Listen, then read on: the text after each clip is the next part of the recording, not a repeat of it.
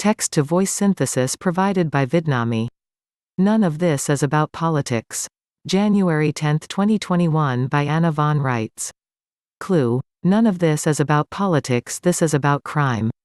Commercial crime. It's about corporate moguls conspiring to enslave average people and forcing those average people to pay taxes and fees that the corporate moguls and their corporations owe.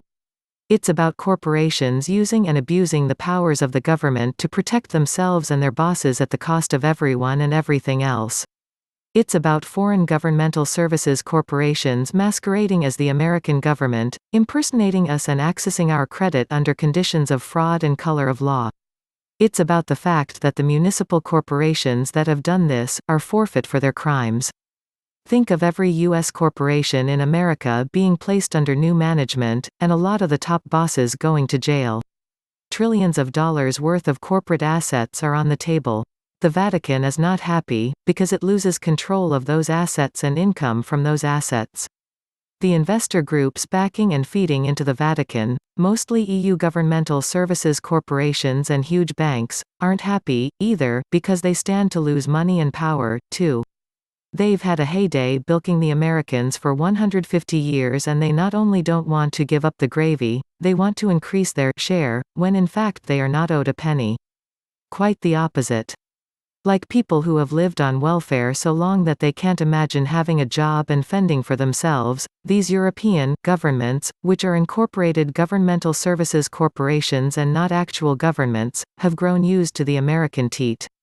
Although they constantly grumble and complain and there is never enough payola for them, they have in fact gotten so fat, so corrupt, and so lazy that the very thought of having to pay something back, maybe accept another 2% of their own defense costs, makes them livid.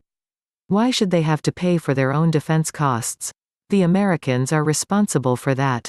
The Americans provide that service for them and pay for 98% of that service, too. It's been that way since World War II. Why shouldn't the Americans just go on paying? The Americans are supposed to pay for all the carbon taxes and renovation costs of retooling industries to meet zero carbon emission goals, too. The cost of this new European taxation scheme is ultimately supposed to be paid for by America. China, meanwhile, belches soft coal factory exhaust straight into the atmosphere. All these big media corporations desperately trying to suppress the news, trying to censor communications, and taking other irrational actions like trying to shut down the president's Twitter account are actually fighting for their lives. They know that they are going to be liquidated for crimes against the public law and crimes against humanity. They know they deserve it, too. Their officers and owners and board members and shareholders are going to be subject to punishment of various kinds, but most importantly, there will be profit losses and new management and new oversight and new public policies. A lot of people are going to lose their jobs, not eligible for rehire. A lot of agencies are going to be shut down and their corporate owners are going to be arrested and punished. This isn't exactly the kind of housecleaning many people have been expecting, but it is nonetheless what is needed. The political parties are nothing but great, big, bloated, corrupt, nasty corporations, too. Guess what? Both the Republicans and Democrats hate Donald Trump, because he has guts enough to enforce the public law and take away the source of their corporate power.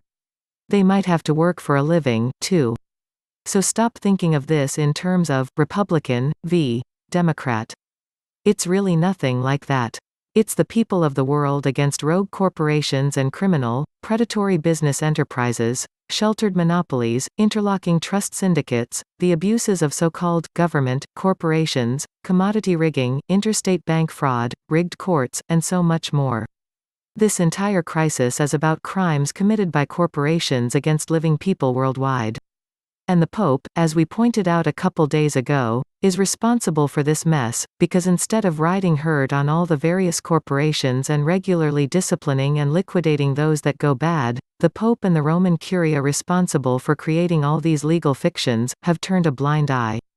The corporations can do no wrong because they turn profit, and when you worship Mammon instead of the true God, that's all that matters.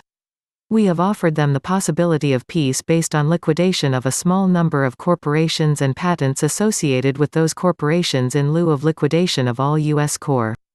This would serve as an object lesson to all the other corporations worldwide and encourage them to get back in line. Those that still don't get the message can be dealt with one by one. There is a reason that Warren Buffett met with Bill Gates soon after the COVID-19 scandal began, and kicked Bill off the board of Berkshire Hathaway. Warren Buffett remembers the power of the public law and our ability to utterly destroy offending corporations, whether those corporations are media companies, or political parties or courts.